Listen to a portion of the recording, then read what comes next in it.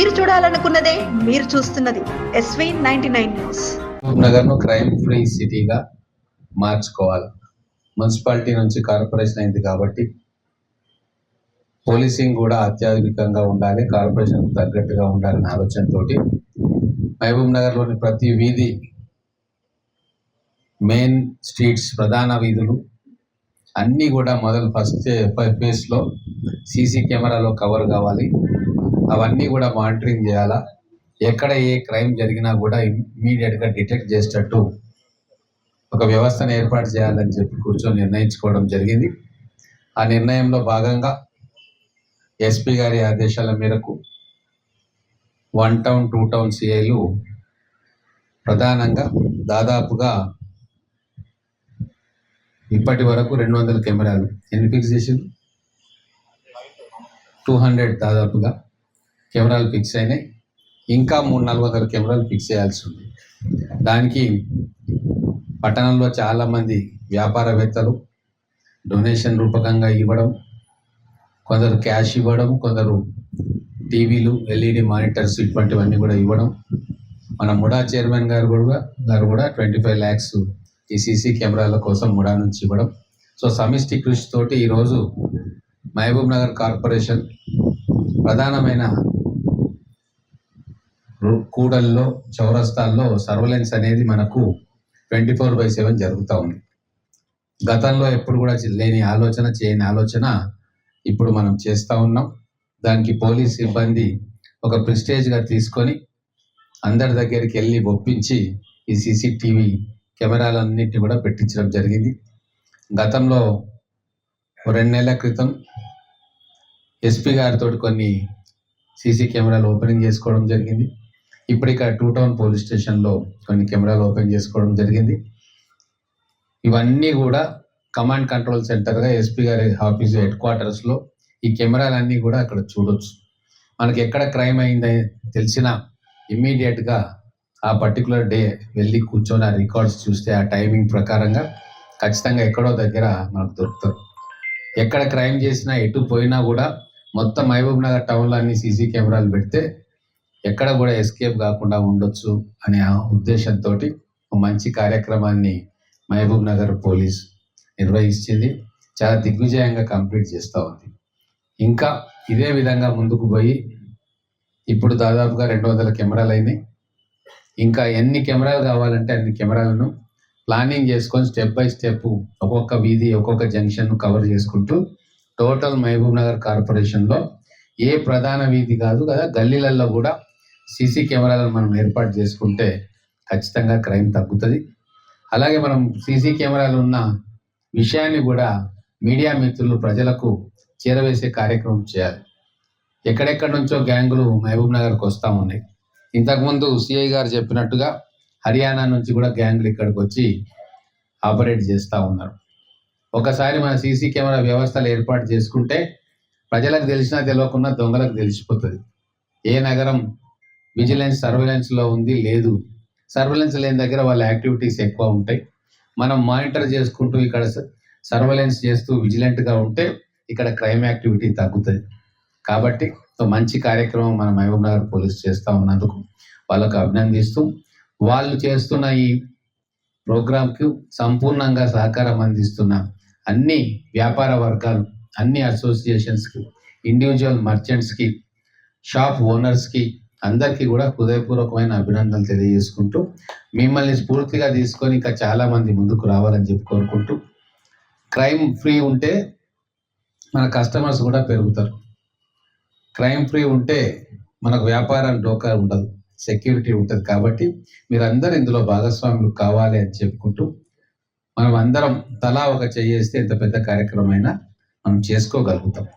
కాబట్టి ఈ crime free సిటీగా మహబూబ్ నగర్ చేసుకోవాలి అంటే మీ అందరి సహకారం, భాగస్వామ్యం కావాలని చెప్పి కోరుకుంటూ ఈ మంచి కార్యక్రమాన్ని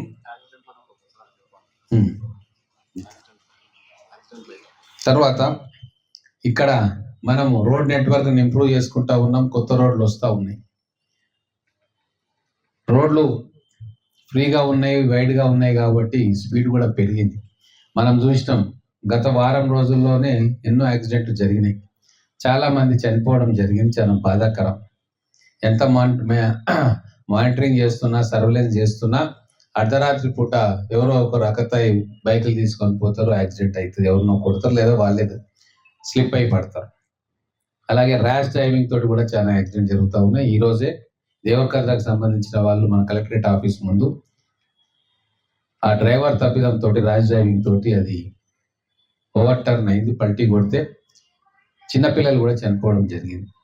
కాబట్టి మీరు మీ వాట్సాప్ గ్రూప్లలో మీ కుటుంబ సభ్యులకు కానీ, ఫ్రెండ్స్కి కానీ, మిగతా మీ వ్యాపార వర్గాల వారికి కానీ అందరికీ కూడా మెసేజ్ పంపించే ఏర్పాటు చేయండి.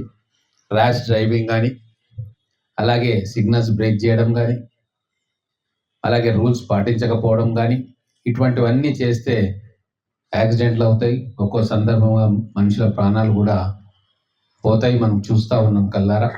అలాగే ట్రాఫిక్ డిపార్ట్మెంట్ కూడా, మన ఎస్పీ గారు కూడా ఇక్కడ ఉన్నారు, ట్రాఫిక్ డిపార్ట్మెంట్ను కూడా ఒకసారి ఆదేశించి ఎక్కడెక్కడైతే మనకు ఫ్రీ యాక్సెస్ ఉందో చౌరస్తాలలో వాటిని క్లోజ్ చేయడమా, తర్వాత ముందుకు తీసుకెళ్ళి యూటర్న్ చేసి యాక్సిడెంట్లను తగ్గించడమా, ముఖ్యంగా బైపాస్లో కూడా అటువంటి అవసరం ఉంది. ఇప్పటికే ఈ 2-3 నెలల్లోనే చాలా యాక్సిడెంట్స్ అయినాయి. స్పీడింగ్ కావచ్చు, డ్రంక్ అండ్ డ్రైవ్ కావచ్చు, ఇంకేదైనా సరే వాటిని తగ్గించుకోవాల్సిన అవసరం ఉంది. అలాగే ఆ చుట్టుముట్టున్న ప్రాంతాల్లో అవగాహన ఏర్పాటు చేయాలి, ప్రజలకు తెలిసేటట్టుగా. అది ఏ పోలీస్ స్టేషన్ పరిధిలో ఆ సిఐలు దీన్ని ప్రతిష్టాత్మకంగా తీసుకొని ప్రతి కాలనీ అసోసియేషన్ పిలుచుకొని లేదా ప్రతి బస్తీ వాసులను పిలుచుకొని వీటి మీద వాళ్ళకు అవగాహన కల్పించే ఏర్పాటు చేయాలి.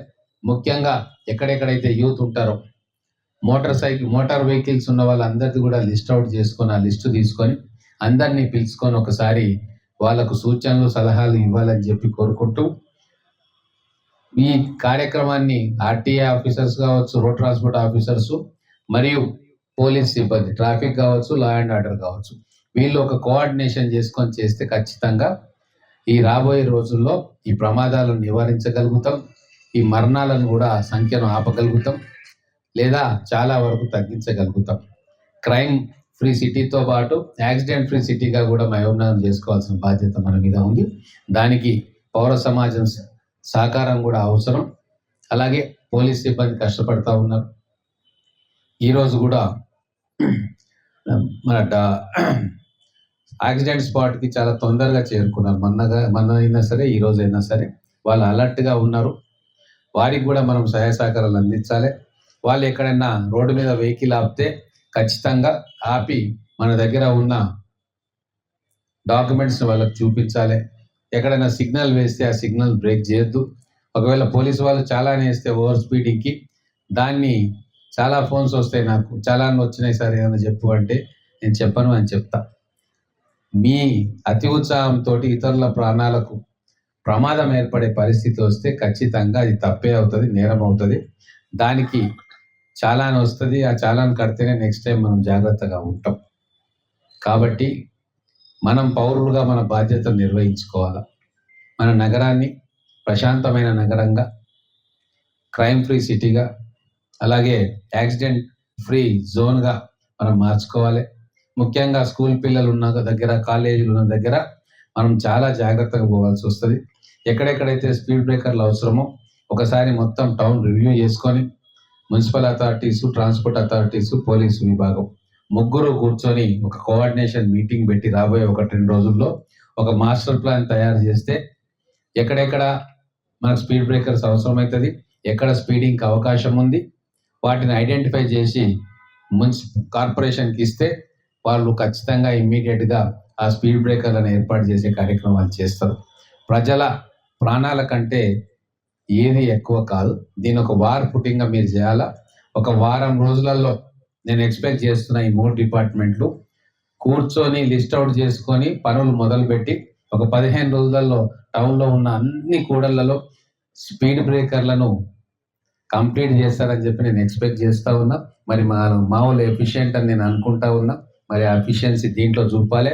మా పోలీస్ సిబ్బంది కావచ్చు, మా మున్సిపాలిటీ కార్పొరేషన్ వాళ్ళు కావచ్చు, ఇక్కడ డిప్యూటీ మేయర్ గారు ఉన్నారు, వారు కూడా చొరవ తీసుకొని కూర్చోబెట్టుకొని దీనికి ఒక సొల్యూషన్ ఇవ్వాలి ప్రజల తరఫున అని చెప్పి కోరుకుంటూ ఈ కార్యక్రమాన్ని చేసిన ప్రతి ఒక్కరికి హృదయపూర్వకమైన ధన్యవాదాలు, అభినందనలు.